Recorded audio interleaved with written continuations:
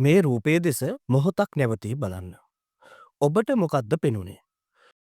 බැලූ බැල්මටම ගස් ගොඩක් අතරින් එක ගහක් ඉරේලිය හොයාගෙන නැමිලා වර්ධනය වෙලා තියෙනවා වගේ ඔබට පේන්න ඇති.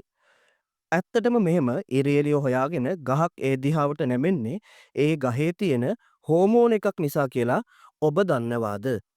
ගහක ඉරේලිය ලැබෙන පැත්තට ප්‍රතිවිරුද්ධ පැත්තට මේ ගහේ තියෙන ඔක්සීන කියන වර්ධක හෝමෝන එක ගමන් කරනවා. ඊට පස්සේ මේ හෝමෝන එක හරි අපූර්ව වැඩක් කරනවා.